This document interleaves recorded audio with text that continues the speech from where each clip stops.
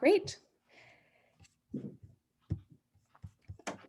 So I'm going to turn things over to Robert Hummel from the town of Acton. Hi, everyone. Thanks for joining the Powder Forum today. The title of the second public forum is Revisiting the Powder Mill Road Corridor. Move next slide. So here's the agenda for tonight's meeting. We'll spend the first hour sharing project details, feedback, and from all of you, and then moving to the project recommendations moving forward. Following the presentation, we will open up to questions and answers. Next slide. We know it's hard to attend a Thursday evening meeting, so all the materials shared today and as the recording of the public forum will be emailed to you and uploaded to a Powder Road Corridor website. Please let your neighbors know who cannot make it tonight, and there'll still be a chance to learn more about the project going forward.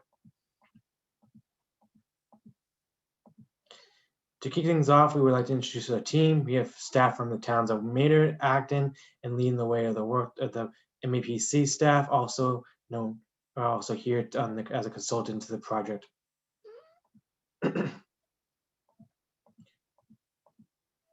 What's this? I think there's a slide about EDC. Go back one. We also have the EDC involved in this project. They also co-hosting this public forum. Thanks to the EDC members who are in the audience and able to make it tonight. Finally, we also want to acknowledge the elected officials who have joined tonight. Please use the raise hand feature if you're present. The town appreciates your support. Thank you.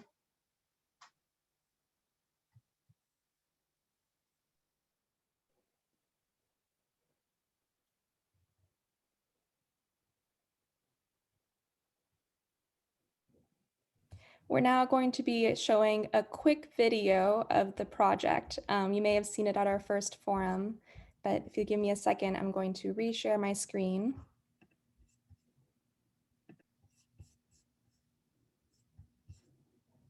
In January of 2020, Maynard and Acton were awarded an $80,000 grant from the Metropolitan Area Planning Council and the Massachusetts Executive Office of Energy and Environmental Affairs. These funds are providing technical assistance towards the creation of a redevelopment vision and strategy for the 1.5-mile Powder Mill Road corridor. The corridor stretches from the Powder Mill Road intersection with Waltham Street in Maynard to its intersection with High Street in Acton. This is a collaborative effort, and both towns recognize it is in their best interest to be as prepared as possible for new development. Proactive planning will allow both towns to prepare for potential impacts of upcoming projects such as the apartments at Powder Mill Place, the Beijing Royal School, as well as other businesses that are anticipated to locate or expand into the Powder Mill area as a result of new investment along the corridor. Creating a cohesive corridor vision can provide a foundation to help maximize the economic benefit of new investment to existing residents, businesses, and for all corridor stakeholders.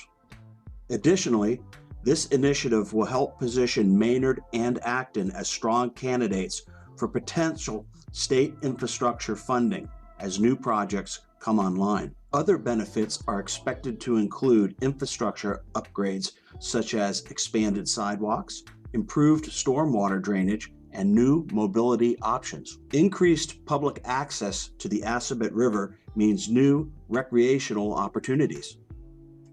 The corridor is undeniably active, subtly vibrant, and economically viable. It possesses a number of outstanding advantages that can be built upon today and for years to come. Better bicycle and pedestrian connections, targeted public-private investment for much-needed infrastructure improvements, and a smart, sustainable approach to new development will all help build and maintain a solid community. Whether you live, work, or play on the corridor, whether you're an Acton or Maynard resident, if you're just passing through or looking for a place to call home, don't miss this once-in-a-lifetime opportunity to help shape the community you live in and create a vision that will lead to a better tomorrow. On behalf of the Corridor Study team, I'd like to thank you for your attention, and we look forward to seeing you on the corridor. So many of you attended our first public forum that we had in December of 2020. Since then, we've been busy working on a number of initiatives that are part of this. And we have a couple here that we'll go over with our next slide, please, for the corridor study. You can see our timeline of exactly what's happened. So this has been going on a little over a year. And we've gone from our initial kickoff in November of 2019. The market study and zoning analysis has been completed. I hope everybody has had an opportunity to look at that. If not, you can go on the Maynard Town website and access it. Pretty neat. We've had, in addition to you can see the community outreach and the forums that we've had, we've completed a need analysis. And in between all of this, we've been trying to reach out to as many stakeholders as possible. And we recognize that the key to this is that the community becomes involved with this and has an opportunity to weigh in so that it reflects everybody's input. So with our next slide, you may remember that there's things going underway. And here's on this map here, you can see some of the areas of opportunity that we have. And we've asked for a lot of thoughts, feedback, and these areas have all been addressed to some level, and we're going to discuss them a little bit tonight. And we'd also like to go over some of the overarching goals for river access, increasing the availability of recreational and nature preserve activities, and also discuss the potential for street design and landscape improvements as we move forward. Next slide, please. And Kristen. Thank you, Bill. As Bill mentioned, over the last year, we've heard more about what you are looking for the future of the corridor. And we are grateful for all of the real detailed community input that we've received so far. We've heard from residents, business owners, property owners, and other various stakeholders. And MAPC has been great in helping with hosting these workshops and one-on-one stakeholder meetings as well. We can advance to the next slide, please. And over this past year, we heard a lot of interest and desire to establish more access to the Assabet River. Both communities, Acton and Maynard, have expressed a real vision for more open space, walkable paths along the river, and keeping in mind the conservation of our environment. We have a lot of great assets down there that people have identified, and they've really expressed the need to improve upon that and enhance those assets. We've also heard that you're interested in having safer, more walkable streets on that corridor. And we heard that there are many desires for enhanced sidewalks, crosswalks, and bike lanes that would protect individuals who are using them. We can move to slide 13, please. So other common themes we heard was a strong interest in having new types of businesses locate along the corridor to support the business owners who are already there. Comments we heard included, a desire for more restaurants, coffee shops, and similar establishments. We also heard from existing business owners, some of those one-on-one outreach efforts, that they welcomed the opportunity to encourage visitors and residents to stay on the corridor longer, so possibly parking once for more or multiple shopping or dining experiences, for example. You shared that any future growth on the corridor, especially for housing, should be affordable and welcoming. There were some concerns about affordability in both towns that was expressed by many people. And some of you noted that it would be great to see more affordable housing specifically for seniors. So that's kind of a summary of the feedback that we heard through this process. And I will now turn it back over. Thank you so much, Kristen, Bill, and Robert. So now we are going to be conducting a poll so we can hear from all of you who's in the room today. So I'm going to attempt to do this while sharing my screen. But the first question we have for all of you here today, we're excited, is how often do you visit the Powder Mill Corridor? I'm going to give us all about a minute to answer this poll. But is it every day? Do you live and work on the corridor? Do you visit once a week? Is it once a month?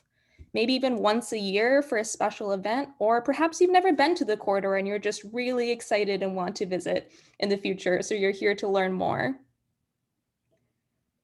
It's close running between the first two. I'll just let everyone know that, not to give any spoilers out.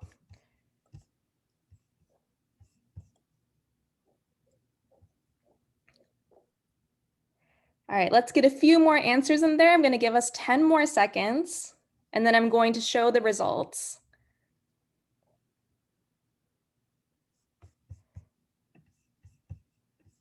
All right. Can everybody see those results? Can I get a thumbs up? Yes, so it looks like people who are here at the meeting today, it looks like you're mostly visiting the corridor once a week. So the next question to follow up to that, which I think is appropriate, is why do you visit the corridor? So I'm going to launch our second poll now. Do you live there? Do you work there? Is it to shop? Do you have a special favorite shop on the corridor? Maybe you can even drop in the chat what your favorite shop on the corridor is. Are you accessing rivers and trails? Or are you passing through and not stopping, which is something we can talk about as well. Or Bill told me. Or Bill told me to. It's also completely possible, we know. All right, folks, really interesting results back here. Oh, I see that Griffin in the chat has asked, is excited to visit for the first time. What are some good shops to go to? Maybe folks can drop some recommendations in the chat there. I see Jam Time and Trails, excellent. All right, I'm gonna give us a few more seconds. Oh, there's also the Senior Center, always a good visit. Linda goes to visit the bank on the corridor. All right, I'm gonna close the poll now. Car dealerships. And it looks like mostly folks are going to shop. That's fantastic. We love to hear that. And we're going to hear a little bit more as we go into this presentation today about expanding the kind of shops that it can exist on the corridor. But I'll keep those great recommendations of where to visit on the corridor coming throughout the presentation.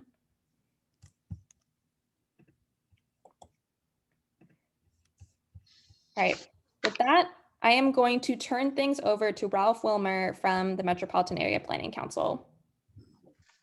Good evening, and thanks all for coming. We're very pleased with the turnout this evening. So, what's next for the corridor? You heard a lot about the things that we've heard about. So we wanted to talk a little bit more about some of the ideas that we're kicking around for how the corridor and its environment can be improved. So we're going to focus on 5 areas for discussion. The zoning in terms of overlay district, and I'll describe that. In terms of the land uses that might be permitted or encouraged along the corridor. How to deal with some of the parking issues that we've identified. We want to talk a little bit more about the connection to the river and some of the environmental issues raised as it relates to water quality in the river. And we wanted to talk a little bit about streetscape design features, and that gets at not only the appearance of the corridor, but also things related to pedestrian and bicycle safety. Next slide, please. So just as a refresher, this is a map that shows the zoning districts in the along the corridor. And the bottom line is that there are a number of different zoning districts when you look at the study area. The study area is what's outlined in red, about 1.5 miles long corridor from Acton into Maynard Center. Next slide. So when we talk about an overlay district, we're talking about a district that would literally overlay the existing zoning. So the existing zoning would stay in place but the overlay district is designed to do a number of different things. It would be put in place to try and implement the comprehensive vision of the community planning effort that we've been talking about across both towns. And we want to try and create an overlay district that ideally can be approved by both towns. So we want to make sure that the uses, the design features, and so on and so forth are consistent along that 1.5 mile long stretch. But the purpose of an overlay district is to create more flexibility for development in terms of the types of uses that are allowed and how that development might occur, and to try and encourage redevelopment within the district on properties that that have more potential than may be apparent just by walking or driving through the corridor. It's important to note that an overlay district would not make the current uses, the underlying uses, illegal or non-conforming. They would still be allowed, and they would still be technically legal uses within the district. But it also gives us an opportunity to allow for more comprehensive mitigation of the impacts on along the river, along the corridor, and protection of some of the natural features along the corridor as highlighted by the river. So in terms of the uses, what we're looking at doing is trying to expand the list of allowed uses. So some examples may include mixed use. A typical mixed use building might have commercial or retail or office on the first floor with housing above. We're talking about including things such as multifamily housing, hotels or inns, restaurants, entertainment spaces. And we have to note that a lot of them would be facing the river. So that's going to drive a lot of some of the design features that we're going to be talking about later on in the presentation. And we want to create more of a neighborhood feel versus a series of unconnected, sprawling types of developments that just don't feel connected. They don't feel like they belong to a particular neighborhood. They're just sort of there. So we want to try and create more of a connection between the different uses so that it does feel a little bit more like a neighborhood than just a roadway corridor. Next slide, please. So we wanted to show you just a few examples of some of the things that we're talking about, just to give you a flavor for some of the ideas that we have in terms of design. None of these are specifically cast in concrete at the moment, but this is an example of a mixed-use project in Lexington Center, where we have some retail on the first floor, and the second and third floor are apartments. Next slide is another example, a more modern type of design. Next slide. Again, a third example. Next. So when we talk about uses, we want to talk about, how can future projects address water and sewer capacity. We know that this is an issue in both communities. We've had discussions with the public works officials in both communities, and we recognize that it's important to build redundancy into and efficiency into the water and sewer systems, and to actively pursue state grants to support updates to the capacity for water and sewer. And it's important to note that, I don't know, maybe about 6 weeks ago, we had a meeting and a site tour of a portion of the corridor with state legislators and state officials to, really make sure that people understand what some of the constraints are, and to identify some of the development opportunities that are there that make it important to address the water and sewer capacity issues so that the corridor can really meet its full potential over time. So in order to do that, we need to also make sure that we're working in tandem with the water capacity improvement plan.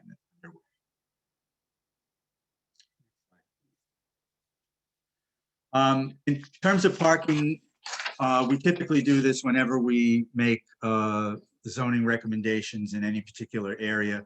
We want to review the parking standards, make sure that they're updated to reflect reality of our current development patterns.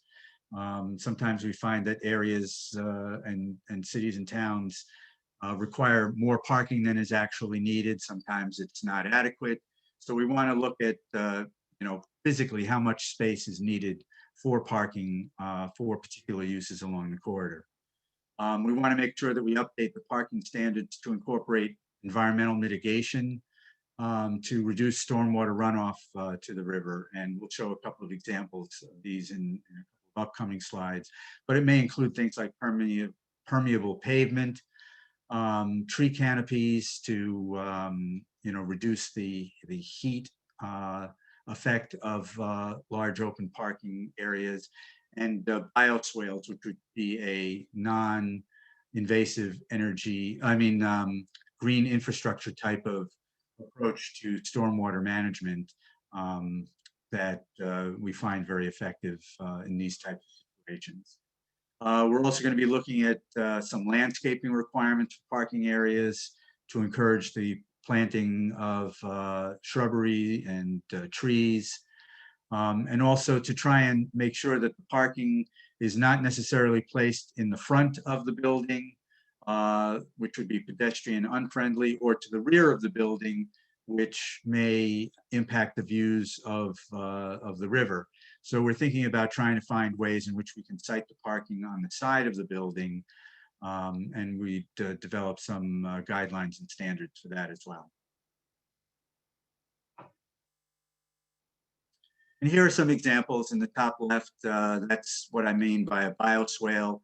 So the water would be directed into a planted area so that pollutants could be absorbed by the plant material before it's discharged off-site. Bottom left is just an example of landscaping and trees that can help shade a parking area. And to the right is an example of a type of permeable parking, permeable pavement that would be built into parking areas so that you minimize stormwater runoff. The stormwater would be directed into the ground, again, to try and mitigate the environmental impacts and the extent of the pollutants being discharged as a result of rainstorm. So with that, I think I'm turning it back to Jen. Thanks, Or Katie. Rob. Yeah, it's actually going to be Katie. Katie, Yes. you're up. Hi, everyone. My name is Caitlin Young, and I am the conservation agent and assistant planner for the town of Maynard. So connection to the river, we're hoping that the future Powder Mill corridor will have better connections to the river, which, I see a lot of you have mentioned that in the chat, which is something we have heard both towns express excitement for. Zoning changes can directly address strategies to improve the health of the river through regulatory incentives and requirements, such as requiring property owners or developers to contribute to mitigation. There also can be incentives for property owners and developers to contribute to access to the river through the construction of multi-use paths or other access points. Next slide, please. Here we have a little reminder of what waterfront access and waterfront views currently look like along the corridor. And we know that these are kind of special spots for many, but how can we improve upon what is already there? Next slide, please. Some of you may remember from the first forum why river reclamation is important for our communities. The advantage of enhancing Acton and Maynard's connections with the Assabet River are innumerable, and while fostering new interaction with the river can include a variety of initiatives, it can be generally distilled into 5 broad goals. First being preservation and conservation of crucial environmentally sensitive areas. Land abutting rivers plays a vital role in water quality and climate change resilience. Preservation and revegetation of key areas along the river with native species will help improve water quality of the Assabet while protecting important flood storage areas, providing wildlife corridors, and overall promoting biodiversity. As flood risk and the presence of invasive species and decline of native species increases with climate change, creating natural buffers along the river will help combat these issues. The creation of recreational opportunities for the public. Currently, the Assabet's water quality is not yet safe enough level for swimming, yet there are numerous other activities such as kayaking, canoeing, wildlife viewing, and fishing that contribute to the quality of life in Acton and Maynard.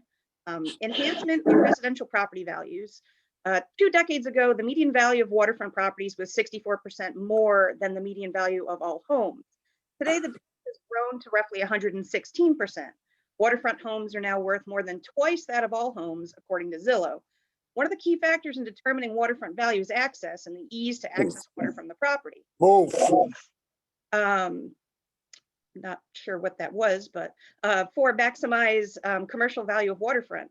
Typically a waterfront view is considered an asset by many types of businesses, with waterfront dining kind of being ubiquitous in most locations near a water body. On many ports of the corridor, we are lacking restaurants with waterfront views, and often our businesses actually block off the view from the river from the right of way. Whether this is due to the condition of the riverfront area or possibly that people are just not recognizing the possibilities, it represents an absence of a connection with the river. By shifting and assigning a value to transforming the river, a new dimension for waterfront businesses may be viewed as entirely different than it is now. And overall improvement of aesthetics. The river in its current state does little to enhance the aesthetics of the corridor. Unauthorized dumping, storage are abundant along many segments of the river, and this kind of presents a blighted appearance to the surrounding areas as well as the particular location, not to mention the environmental concerns with those activities. And with concentrated enforcement and public education regarding existing riverfront regulations, targeted infrastructure investment, increased public access, a sustained effort to communicate a river improvement initiative by both towns could result in turning the riverfront into a major desirable community feature. Next slide, please. So how can future projects protect the river? I know many people are concerned that development along the river is just going to be, change the river completely, develop right up to the river's edge. But it's important to note that we take protection of the river very seriously, especially as the Assabet River is still recovering from decades and decades and decades of pollution. Today, the health of the river is improved, but there's still ongoing pollution, from excess nutrients, salt, sediment, and heat. Just to be aware, there's some general performance standards for any new development that happens within the 200-foot river area, per the State Wetland Protection Act, that kind of aim to protect and enhance the river and make sure that no development is, indeed harming that resource area. And some of these standards include, meeting the performance standards for every other resource area that is present. So, there are different resource areas with different performance standards, such as bordering wetlands to a river or, the bank itself. So, all those standards have to be met on top of the riverfront area standards. New projects in the riverfront have to perform a formal alternatives analysis, proving that there's basically no practical and substantially equivalent economic alternative to the project. And anything has to have no significant adverse impact on the riverfront area. River redevelopment projects, redevelopment of areas regarded as previously developed or degraded have somewhat different performance standards that focus on the goal of improving existing environmental conditions on site. The basic idea is to encourage positive reuse of degraded riverfront area. In some cases, allow modest expansion of grandfather uses prior to when the Wetlands Protection Act came into being, while improving upon pre-existing conditions. The conservation commissions for both towns, ensure that any work in these areas meets state and local standards through the permitting process. And overall redevelopment projects must have a positive impact and provide improvement upon pre-existing conditions. And both redevelopment and new development projects must follow, State Wetlands Protection Act and any local bylaws, performance standards, ensuring there's no adverse effect on the resource area. Next slide, please.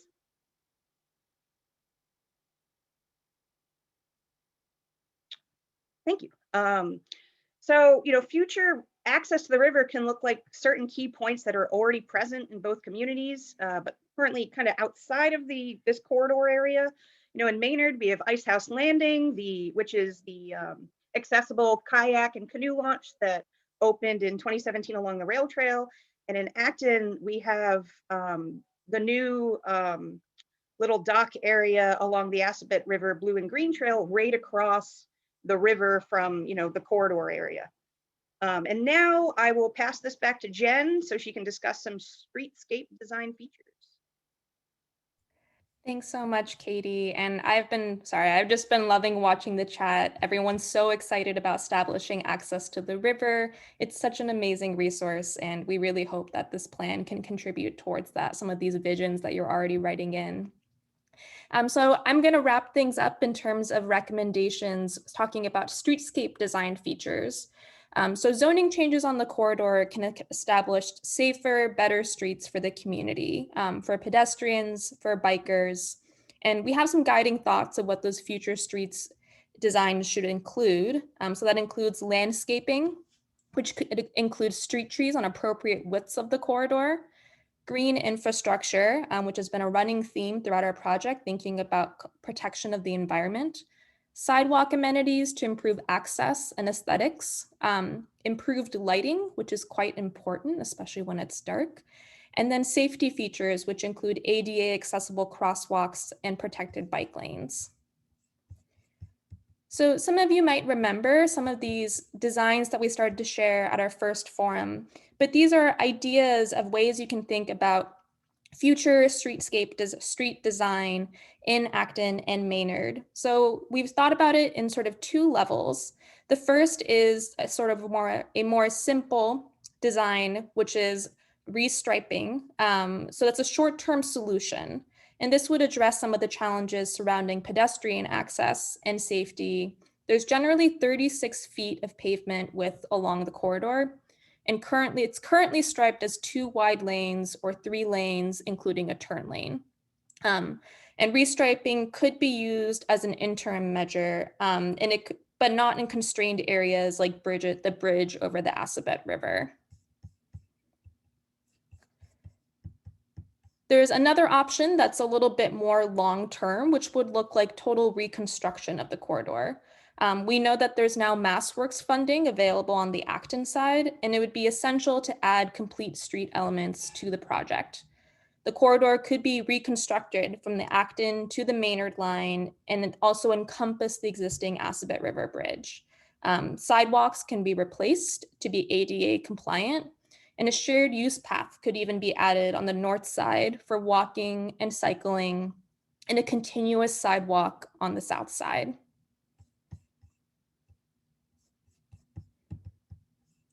And here are just some examples of what some of those other features can look like as well, in addition to the overall street design. So here we have some examples of some attractive, but also safe lighting that could be installed along the corridor. We're also, again, thinking about green infrastructure and landscaping. And here's some additional features that could be incorporated along the corridor for that. On the left-hand side, there is a picture of a porous asphalt installation. That's actually in Provincetown on Commercial Street. Some of you might have heard about it.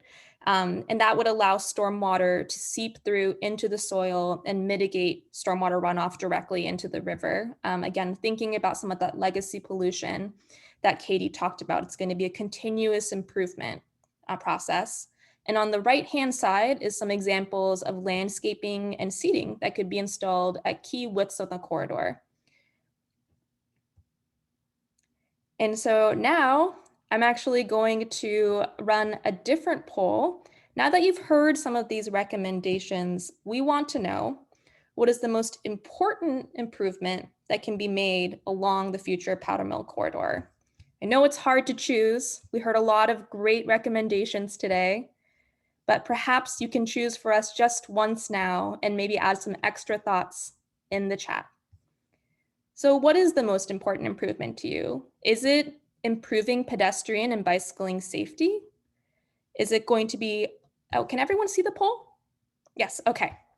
Is it going to be allowing a more diverse mix of uses to create that neighborhood feel? Is it going to be recreational opportunities along the Assabet? Will it be improving water and sewer capacity, something we know is very important? Or is it about environmental design guidelines to better protect that river, the river? Or is it about better views and opportunities to visit the river?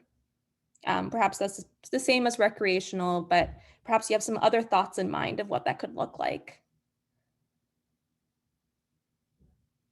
All right, folks, I'm going to give you another 20 seconds to vote on this.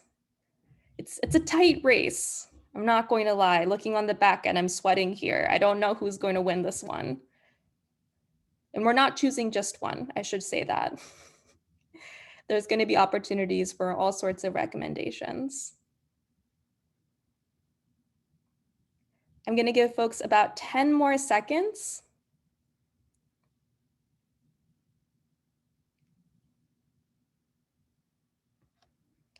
Very interesting. All right. I'm going to close the poll now and share the results. It looks like what is most important to a lot of you is that diverse mix of uses to create a more neighborhood feel. That's fantastic.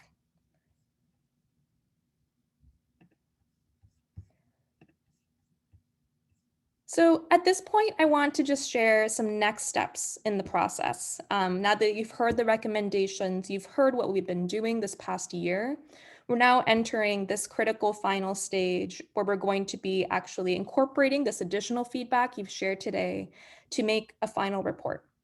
So Bill shared that timeline at the beginning of our meeting. The final report is going to be released in June 2021, is finalized in June 2021. We're going to be including within that report an implementation matrix for these recommendations. And this is a key component that I wanted to call out because, you know, these are great ideas that have been thought of by you, the community, and we want these to happen. An implementation matrix that takes into account what you need, what sort of funding you need to make that happen. That's all things we're going to include. And then we're going to continue providing updates to all of you. And on that note, if you'd like to sign up for our email list, please send myself, Carolina, or Sukanya a quick chat message with your email and we'll add you. If you got an invite from the previous forum, you might have already been added to the email list. And then please share a recording of tonight's forum with at least 10 of your neighbors. We'll be sending out a recording of tonight's forum over email, along with the slideshow that you saw today. And we want to still hear from folks. So if you have a neighbor who you know wasn't able to make it, please forward it to them so that they can also learn more about the project. And with that, we're going to move right into the Q&A.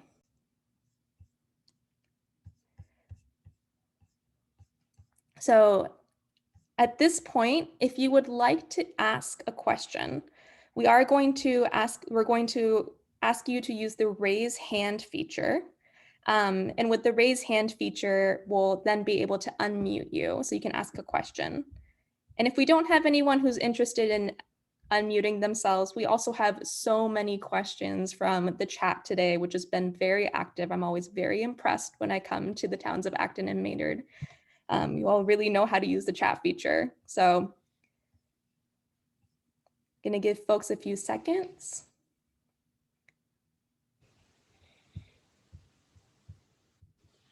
Is that, oh, Larry.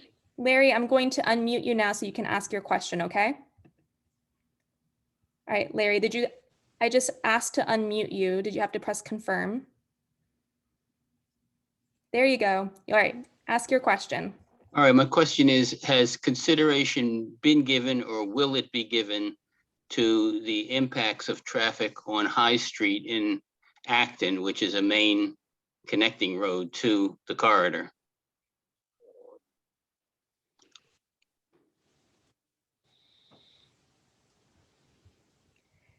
Thanks, Larry. Would anyone like from the Acton team or the Maynard team like to take that on, or maybe even Ralph?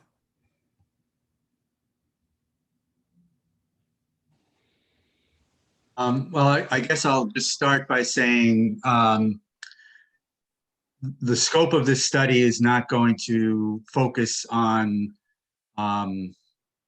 traffic impacts and analyzing different traffic numbers, because at this point we're not proposing any specific development, so we don't know exactly how to gauge traffic impacts from when we don't have specific development proposals that we're looking at. I think that when any proposal is brought forward to either town, and regardless of whether it's under the current zoning or under any new zoning that may be implemented down the road, any new project would be subject to a traffic impact review as part of the permitting process.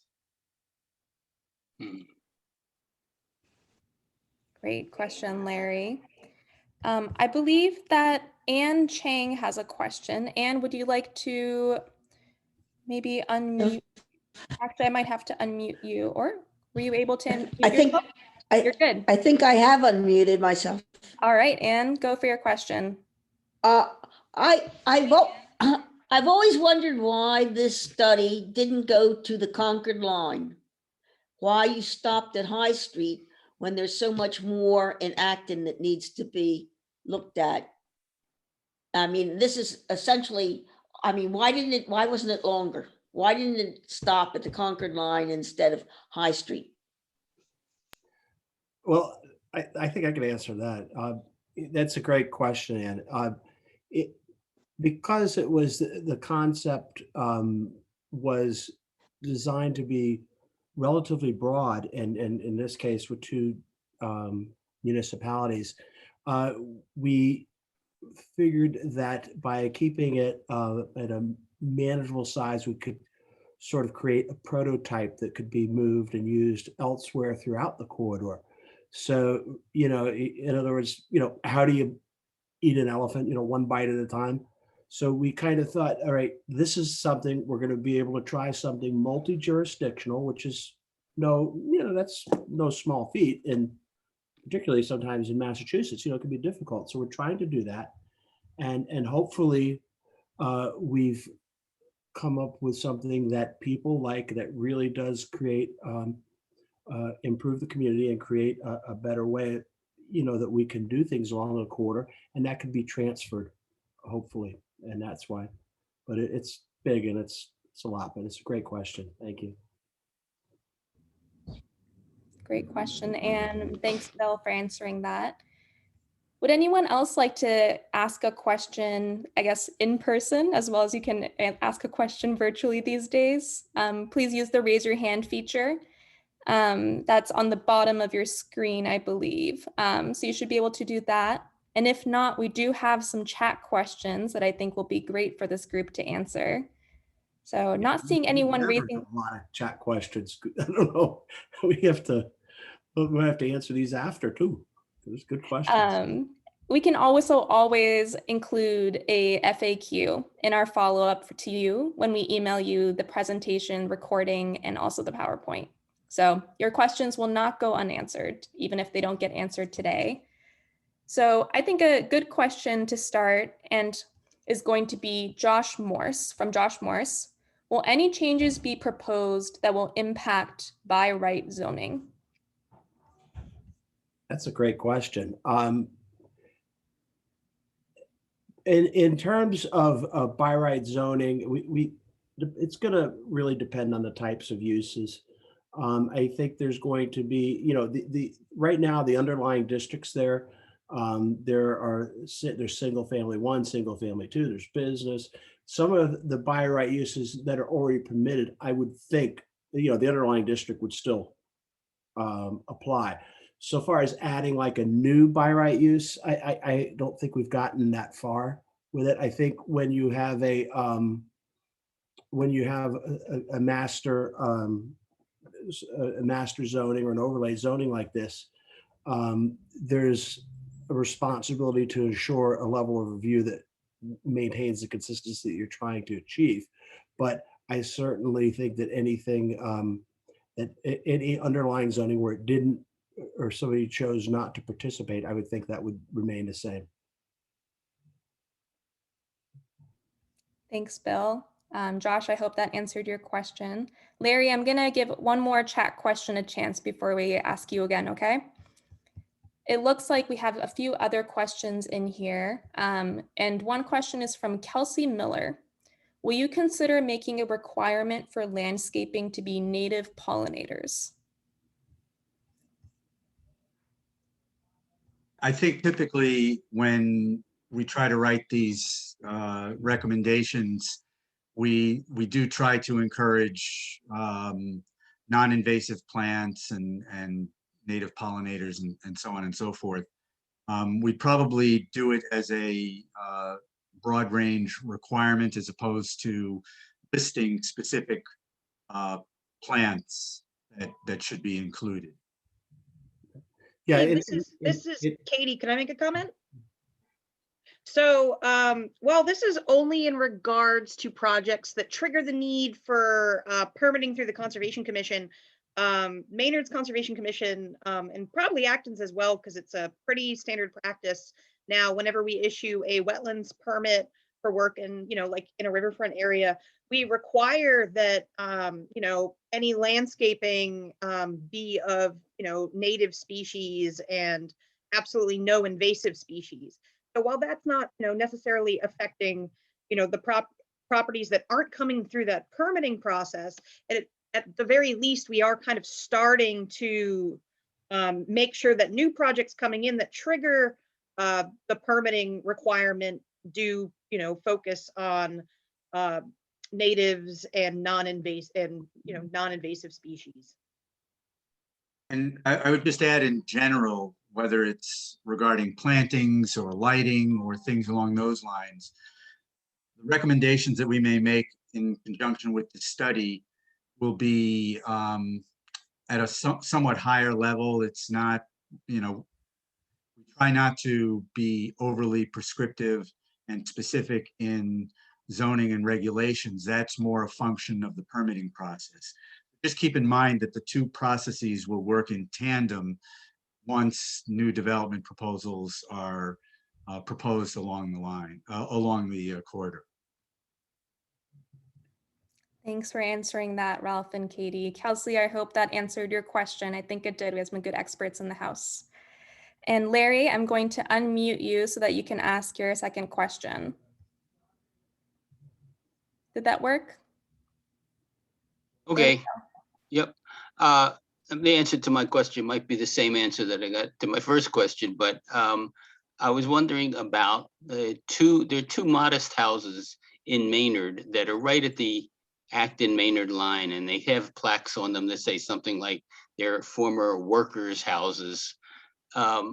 Will consideration be given to preserving those? Because they probably have some minor local historical import.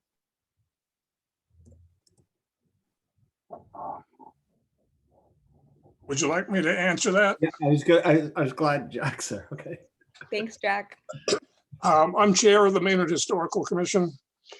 Both of those properties are on Maynard's historically significant property list. They're protected by demolition delay bylaw.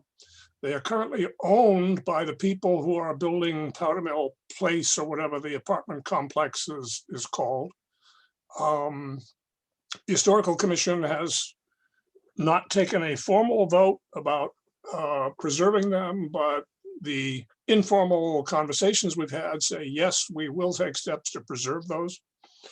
And that's about where we are. There's been no request to demolish them, but should any kind of request come along, it'll go through a demolition delay hearing and permit process, so forth and so on.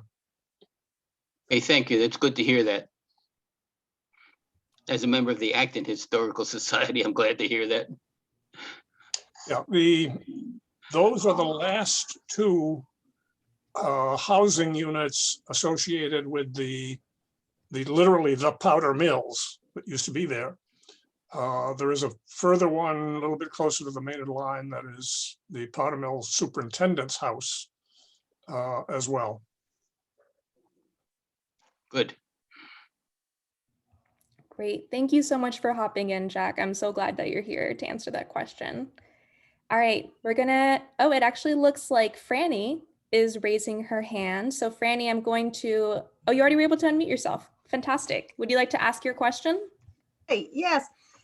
I don't have a sense of how all this will be funded and happen. I mean, what proportion of it is on private land? And we're talking about a zoning overlay that affects private developers versus public. And is it the type of thing that has to go through like the TIP funding, the Transportation Improvement Program, or is it the kind of thing that we'd apply for complete streets grants or the towns would fund on their own? Can you just give me a picture of what the future of this is? This something that would take many years, or what's the timeline that we would see these wonderful changes? Sure, I'll take a stab at that. If right now we're looking at it in terms of how to, first of all, what kind of activity would be beneficial to the existing corridor? So we have great neighborhoods. We have these businesses. Actually, what it is, it's mixed use without the benefits of mixed use, and that's what we want to try to bring along. So if a lot of it's going to be project specific, and if we can, we certainly don't want to miss an opportunity to leverage new development that's private to be consistent with the vision. And on the other hand, we do have significant funding challenges at this point for things like the basic infrastructure of sewer and water, and that's something that's going to have to be addressed. What the hope is that with a multi-jurisdictional vision like this, and one that checks so many boxes in the Commonwealth's strategic plan for development to move forward, that will be the corridor will be in a much better position for outside funding from the Commonwealth and other sources. So what we're trying to do is lay a foundation that really makes it ideal for outside help with improvements on it.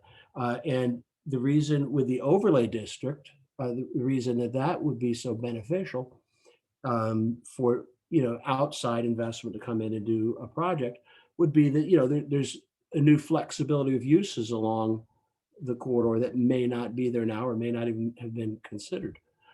But with that, we would like to see a commitment to the forwarding the goals of the corridor, and that's going to involve, I'm sure, leveraging in different ways. So it's an enormous project, and we understand it. But I think that this gives us an opportunity to take advantage of what is going to be happening and make the community that much better for it. And that's why we're trying so hard to get community's consensus, so we can say, hey, the community, this made sense. And adding hi, Kristen Guichard here, Planning Director for the town of Acton. Good question, Franny. And so I'm not sure if you heard a little bit about the MassWorks grant that the town of Acton received. So we do have a MassWorks grant for complete streets along the Acton portion. But like Bill mentioned, the input from the community through this process is really helping to guide what those complete streets will look like. So, we're fortunate to have that funding to kind of kick things off. But then again, the zoning, any zoning proposals that come out of this feedback is really that framework that helps to guide that private development that we may not have, we may not own, the community may not own the property, but that framework sets forth what the community really wants to see there, and to hopefully have that consistent look throughout the corridor as the community members have kind of described their desire for. Can I just piggyback a question onto that? Is there land within that area that looks appealing for Maynard and or Acton to purchase?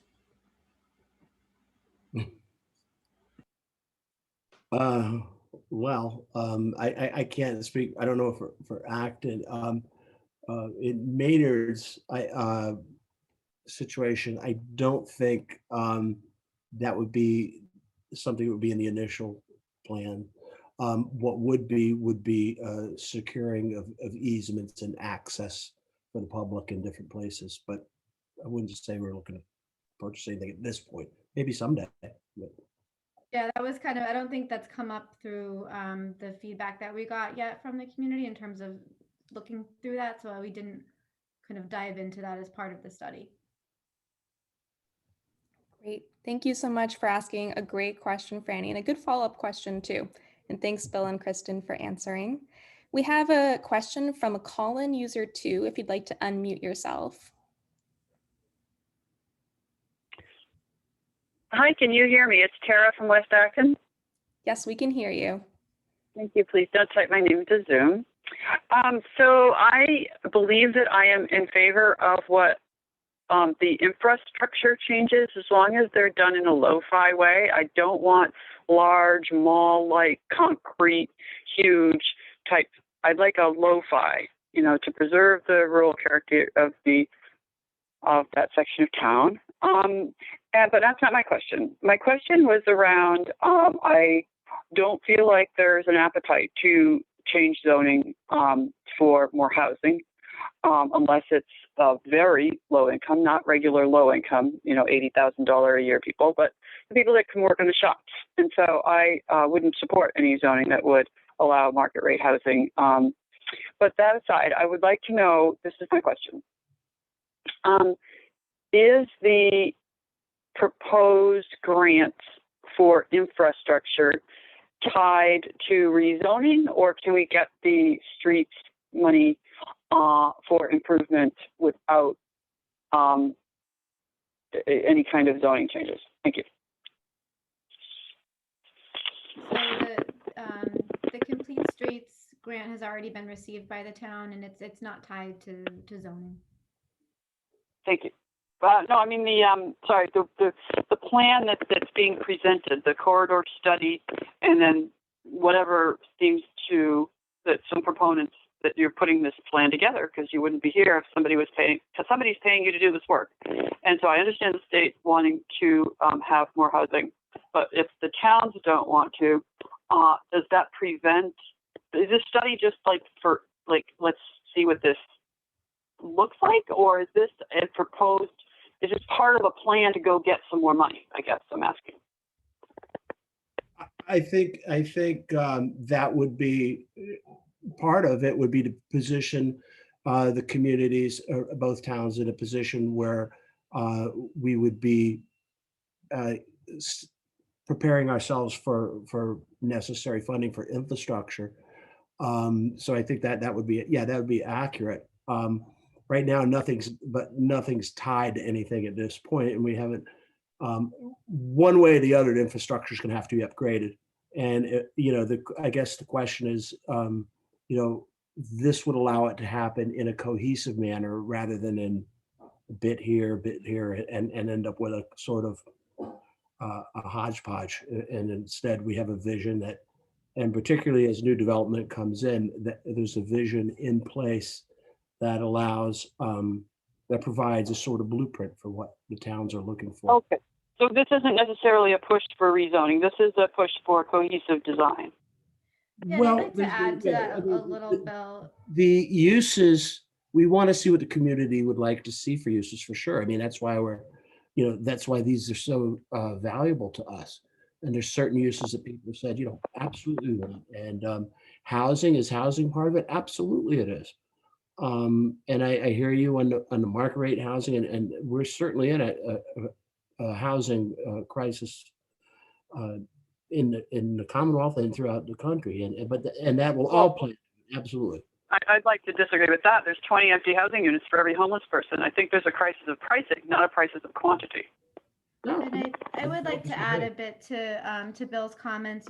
Tara, this is a community-led really plan. So the direction of this plan and the feedback that MAPC has been gathering from residents, from the public workshops, from the one-on-one meetings with the business owners, the goal here is to really create a plan that can be something that both towns and both communities can come around in terms of looking at, like Bill said, future uses, looking at infrastructure improvements. But again, this is a community-driven plan. It's not coming from MAPC. MAPC is just helping the towns kind of consolidate the public feedback and put that together for a plan for the future. So thank you for your question, Tara.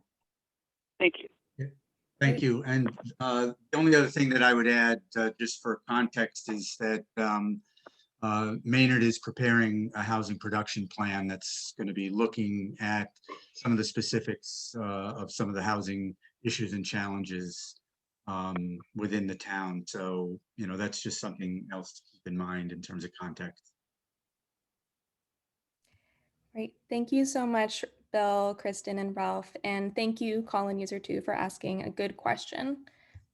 I'd like to call up some of the questions from the chat as we still have some time. And I think this is a good question for Maynard. It's from Linda Thayer.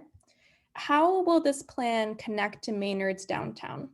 Are there ways to minimize the impact to downtown? We've already experienced several longtime businesses relocating to Maynard Crossing. Maynard team, would you like to answer that question? Sure. I mean, I'll try. That's a great question, and it's come up a number of times, and it's legitimate. I guess the first thing is when we're talking about the Powder Mill corridor reinventing itself like this, we're also talking about a new critical mass of people, of residents, of businesses, and so on, that are going to be potential customers for downtown.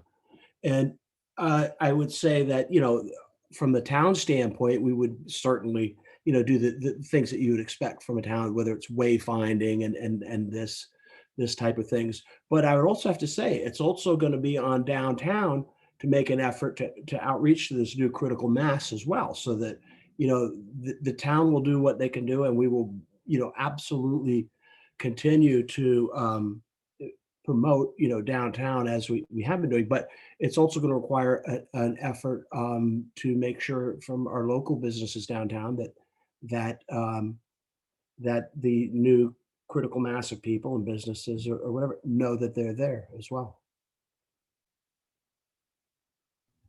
Thanks, Bill. I hope, Linda, that answered your question. We have a few other questions here. I hope everyone still has some energy. The next question we have is, we were so sad, this is from Ali Leak. We were so sad that the Assabet Co-op Market had to pull out of the deal to move on to Powder Mill Road because of the environmental hazards. How would environmental cleanup and improvements be funded if it is going to be the responsibility of future developers? Will that dissuade independent businesses and smaller developers? Anyone like to take on this question? I can comment a little bit on this. Regarding the co-op location specifically, we were not aware that there was environmental contamination. We were under the assumption that it was a structural issue with the soil itself. But, you know, for those who are dealing with, you know, brownfields conditions and that sort of stuff, there are state grants to help with that. Redevelopment grants that can help with brownfields mitigation. And beyond that, it's tough because I believe the brownfields and pollution aspect is kind of falls under state review. So the towns themselves don't have too much authority over that. But, you know, to my knowledge, there aren't any, I can't think of any brownfields along the corridor. I know there's the old John Deere site, which at this point has been mostly cleaned up. But, you know, if there are concerns that developers have with that, you know, we're more than happy to help, you know, connect people to the appropriate resources. Thank you, Katie. It's a good question from Ali. Ali, I hope your question was answered. We've gotten a few questions about utility poles within the chat and some thoughts as whether or not utility poles have been studied or considered as part of the plan. So are utility poles part of the plan? Is it possible for them to be undergrounded? Any thoughts from the team on that? I can take this one a little bit just to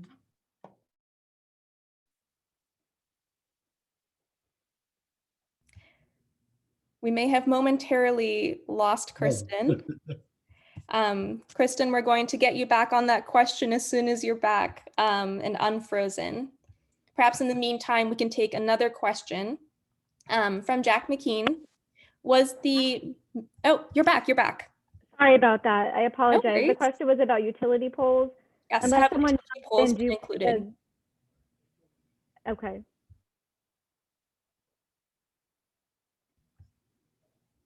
Can you hear us, Kristen? I can. I apologize for that.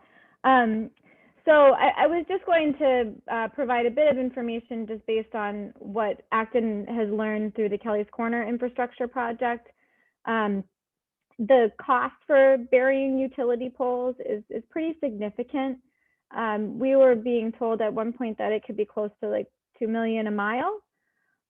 So, you know, that typically is a cost that is called a non-participating item if you're looking for transportation improvement project funds or funding through the federal and state government, meaning that cost burden is typically on the town or the towns in this case. So I think it's definitely something that both communities should think about and talk about because, you know, as you move forward in any potential project, you should have an idea if that's something that the town wants to take on as a financial obligation.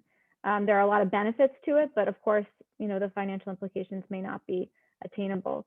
But, you know, that's something that I think should be pursued further because there's a lot of people that always ask about it. Thanks, Kristen. And those were questions from, I believe, Linda Holt. Actually, two questions from Linda Holt about the utility line. So Linda, I hope you got some answers on that. Moving on to some other questions from Jack McKean. Was the mini auto mile at the Acton Maynard border a plus or a minus? Did the review include any analysis? I believe you're referring to the Subaru dealerships on both sides of the road, correct? I'm guessing that would probably be what that is. But would anyone on the team like to speak to anything about? Yep. It is much more than the Subaru dealership. Got it. There's Subaru on both sides. There's a car dealership now where the Mascarello lawn equipment kind of thing was. There's another one a little further down on the old Enterprise site down by the old Victory Market. There was a auto lube place, which is now moved on and is now Subaru Suburban Glass. So there's a fairly extensive kind of little, I phrase it as a mini auto mile there. And I was just curious, you know, what analysis was done? Is it positive? If one was done, is it a positive, a negative? Is that a place to be made more attractive, cleaned up? You know, just was any consideration included in the work about the auto stuff? Thanks, Jack. Anybody from our team would like to answer that question? Well, I think that in terms of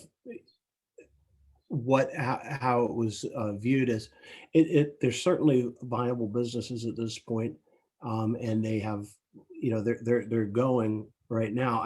I can't recall right now if the economic analysis discussed the specifics about it though, Jack. I'm not. I have to look. We didn't discuss the specifics about it, but we certainly have noted within the consumer analysis portion of it that, of course, there is currently access to auto vehicle businesses that are there. Oh yeah, and when we walked, you know, one of the exercises we've done is we walked this corridor a couple of times now, and it can be a little bit daunting to kind of walk along Powder Mill Road there, but regardless of what the use is there, I think at this point it would be how do we make it a more pleasant experience for the community to walk and utilize and so on.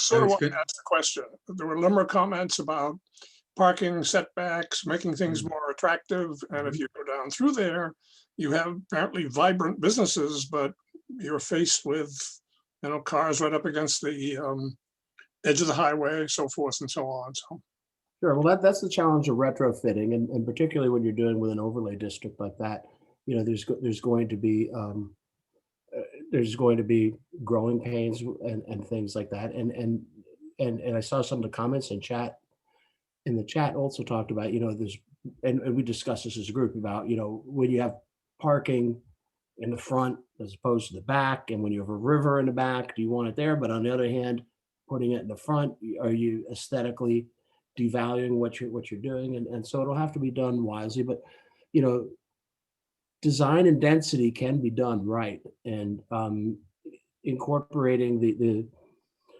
the everything that's viable in there is going to be part of the challenge. But it's a great question, Jack.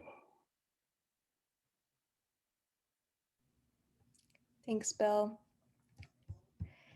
We have one more question here, and then a few of them actually have been answered by other questions.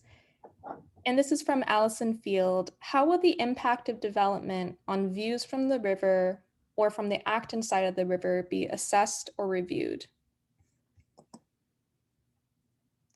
And maybe this is, oh, Kristen, go ahead. I could take that one. So any development goes through, if it's, I guess it depends on what side of the river you're on. But in Acton, I assume it's quite similar in Maynard. There's for site plans, let's say it's a new commercial development or any development that triggers more than 1,200 square feet of new building or new pavement or impervious surface. It goes through a site plan special permit process, which would be in front of the Board of Selectmen in Acton for different types of housing projects. If there were a 40B to come forward again in front of the town, it would go through another permitting process. And both of those processes are public processes with a public hearing.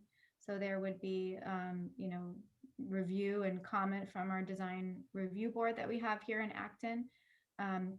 Part of this study, I think the hope is to kind of come up with some ideas for the overlay district that can create and provide some guidelines on what the design standards could look like and what the community wants to see. So I think that, could play into it in the future. That would include ways in which the view to the river can be protected, and to ensure that views from the river are also addressed through design features and things along those lines. And also looking for ways to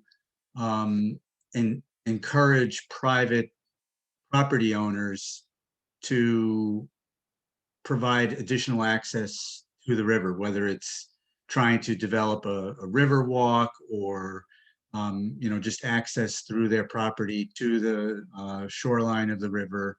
We'd be trying to look at the variety of different techniques that can be used to do that.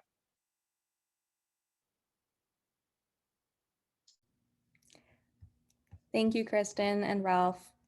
I actually just received another question, which is, how can the team make sure small businesses are able to stay on the corridor moving forward? Bill, you look like you're ready to answer this. I know that's a great question. It's a huge question. Well, the answer is, you keep it as best you can to make it viable for small businesses, and also through design standards. In a lot of cases, we've been really refining our design standards in Maynard to try to emphasize the medium and small businesses. And I could certainly see that being addressed as the overlay district is designed or in the future. And again, this is not the end. This exercise is not the end of the process. And when it's time to create the district and as design standards go in it, this will be public where we can all, hopefully we get the same energy that we've had with this group, and we design things like that. But you want to be flexible enough that it's viable to come in and do business, for outside investment. But on the other hand, we recognize entirely the character and the scale of our commercial and our businesses on the area, in the area. And we would want to maintain that, and we would certainly do our best. I don't want to speak for Acton, and Kristen probably has something similar, but what do you think, Kristen, on your end? That sounds like a good response.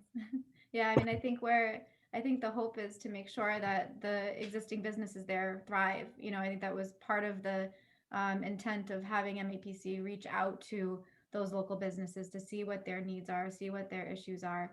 And I think, you know, the hope always is that a study like this will help to identify those issues and come up with some ideas that not just residents, but business owners, everybody can kind of rally around. So, you know, there was a lot of input from people wanting complete streets and walkability. And, you know, those are things that make corridors more successful, and they do help businesses. So I think there are things that people have identified through this process that really can help the local businesses. So. Thanks, Bill and Kristen. Oh, Bill, did you want to say anything? No, I think that's fantastic. And related to Kristen's note too, the opportunity to provide feedback on the plan is not over in any way. I'll drop my email in the chat. I believe my colleagues at MAPC have as well. Please email us. And we would love to hear from you what your thoughts are as related to really any of these questions. They've all been fantastic. We've answered most of the chat questions. And at this point, I would love to open it back up to participants in the audience to see if anybody would like to raise their hand and ask a question again. There's been some great questions coming through the chat, so give it a few minutes. You can all sit in slightly awkward silence for a little bit, or maybe you just really want to go outside. It is still beautiful out, but we're really grateful that you stayed here with us tonight. You know, and Jen, while you're waiting for hands, I noticed in the chat, there was a gentleman who I think mentioned in terms of the cost of burning utility lines, and he's right. You know, there were estimates early in the project that were much lower, and there have been, you know, estimates that have been very, very high. And like he said, it does depend on your constraints. So you mentioned 10 million. That doesn't seem out of the question, but again, something that the community could discuss further and see if it makes sense for both communities. But just wanted to make that note. Thank you, Kristen. And I see that we have two hands raised, one from Colin User 2 and one from Sola. I'm going to start with Sola since we have not heard from them yet, and then I will move on to Colin User 2 so you can ask your second question. Sola, would you like to ask your question? Yes, absolutely. Can you hear me? Yes, we can hear you. Great. It's a two-part question. The first part was you said that your team has reached out to small businesses that are on the corridor. I'm just wondering, because we actually have a small business on the corridor. We have not heard from anyone. And second part is, if this session is I saw that it's being recorded, and how will it be available? Great question, Sola. I can actually answer both of those. I apologize if we missed you. I made a lot of calls, but we might have missed each other. And let's connect actually within the chat to make sure that we have a chance to chat and actually interview you about your needs as a small business owner on the corridor. So that's my answer to your first question. And my answer to your second question is, so we're recording this event and then we'll be sending it out via email to all the individuals who have registered as part of today's event. Great, thank you. Of course. So I think we have two more questions here. The first is I want to call back on caller user 2 if you'd like to ask your question. Hi, it's Tara from West Acton again. And can you hear me? Hello?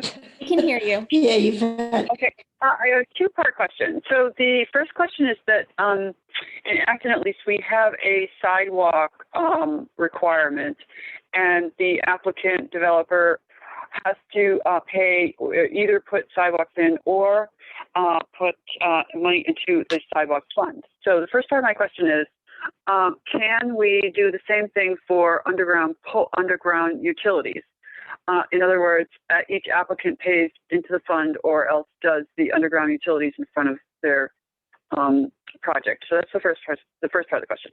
Second part of the question is around something I heard that the Concord had a case. They won a case where they were limiting the number of banks downtown.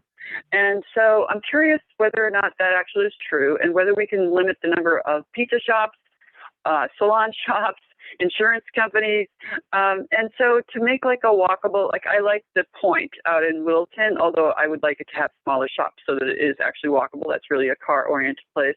But I wouldn't mind, I mean, I would support a walkable place with small shops, but I don't think it would be successful if it wasn't all, you know, retail shops, things you would actually want to walk past the window. Thank you. Colin, user 2. So the first question was related to whether or not the current sidewalk requirements in Acton would address some of the utility undergrounding that could happen. And the second question was whether or not there would be control over what sort of uses are allowed in the corridor, such as limiting banks and other types of businesses. So for the first question, Acton team, do you have any knowledge currently about the sidewalk requirements?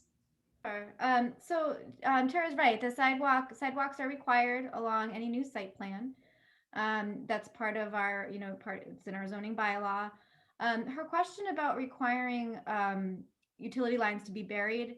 I think the first thing that comes to my mind is like the nexus and proportionality test, right? Like, what does it have to do, or the connection between what you're doing and the project, the impact on the overall area? I think that sounds like there could be a connection there, but I think we'd want to talk to our town council a little bit more about that proportionality question in terms of the cost. Does it really match up there with what they're proposing to do? So I think that's a question that we could look into further. And then the second question was, again, can you remind me? Sorry. The second question is related to, it sounds like Concord also has found ways to limit uses of limit specific kinds of businesses along the corridor, such as limiting the number of banks or other types of businesses. So is something similar available on the corridor? Colin user 2, I think I captured your question all right. And perhaps Kristen, if you want to answer that one, or Bill or Ralph, feel free to jump in. Yeah, I mean, I think we'd have to look at that a little bit closer. There's some provisions I think that have allowed for, recreational marijuana within a certain distance of another shop, things like that. But I'm not sure. We'd have to take a look at that a little bit more closely in terms of the legality about it. I don't know if Bill and Ralph. I'm not familiar with the specific requirements referred to in Concord, but in general, I don't think that a zoning code can limit the specific number of a particular land use. And I think in terms of, pedestrian safety and pedestrian amenities and things like that, it's more dependent upon the design requirements and guidelines in the district rather than the particular use. So, I think to get to some of the issues relating to walkability, we want to focus on design, not use to some extent. Obviously, some uses are more pedestrian friendly than others, but I think that's more a design feature. Thank you, Kristen and Ralph. And I know that Anne Chang wanted to ask another question. Anne, was that correct? I'm going to unmute you. Oh, try again. Do you want to try unmuting yourself one more time? There you go. Would you like to ask your question? In your overlay district, in your overlay district, could you not require new construction to put their particular lines underground? That's my one question. My second question is, I'd like to know from the Maynard guy, is the Elks Place a viable place right now? I mean, it seems to me that would be a great site for to go down the hill for river access and to have some sort of really neat park in that area. but I'm not really sure whether it's, I've only been in that restaurant, you know, a million years ago when it was a private restaurant. So I don't know whether it's still what it is now. Well, I guess I'm the Maynard guy. So I don't, those are good questions. The Yes. second one, I don't know. You know, that's not something that we would typically know until it became a project that was proposed from, it came in. That's a tough one. So far as burying utilities underground, we do that in most cases. In Maynard, we do require it in most cases currently. That eliminates some, you know, the expense on the particular parcel, but there, you know, the other, the common areas or the rights of way and stuff it still is a very difficult and daunting proposition. I have heard really good arguments made that for undergrounding of utilities based on the durability and the you know, return on investment, because they do have typically are less susceptible to weathering and things like that. So I suppose that that would be something that would be looked at, and it could be and should be, because I mean, everybody likes it. There's no question about it. It's just a question of, is it feasible, you know, or can you even do it? Yeah. It's a toughie. Yeah, and like Bill said, like I think there's a difference between burying the utility lines in the right of way versus having underground utilities for any new development. So there's a kind of two separate things there. Agreed. They're two separate things, but you're going to do a zoning overlay. And perhaps in your zoning overlay, you should have that as a requirement. And I'll just say one small thing. The city of Hong Kong has buried lines and they have typhoons, and it's a really great thing because when the typhoons come, they still have electricity. So, I mean, there is a real benefit to doing that, regardless of the fact that it's absolutely, totally ungodly costly. True. Absolutely. Thank you so much, Anne. And great questions tonight. This is like such a pleasure I mean, I'm sure for the team. I mean, it's just a pleasure to hear these questions. Fantastic. If there are no other questions. There was one more question in the chat. Great. From Jack. What are the practical implications of implementing a two-town common overlay district? And there are practical implications. First of all, just to point out the fact that we are not going to be drafting specific zoning language as part of this project. That's a much more extensive effort, but we're going to be making recommendations as to what a zoning overlay district might look like. And the goal is to try and make sure that it's consistent over the entire mile and a half over the two towns. And, you know, the challenge with that will be that we have to go to two different town meetings and hope that both town meetings agree with the overall approach and zoning language. And we'll have to make sure that that gets properly incorporated into the structures of the two town zoning bylaws, which are obviously going to be very different. So it's an interesting challenge. It's a particularly interesting challenge in Massachusetts for a number of reasons, but I've seen it happen. You know, it's a planning and a political challenge, let's put it that way. Thanks, Ralph. It's a good thought to leave us with tonight. Maynard and Acton team, did you want to say anything before we wrapped up for the night? Just thank you to really everyone involved and all the residents and business owners that have come out and provided comments, and the whole MAPC team and Maynard team as well. It's just been really great feedback. So thank you.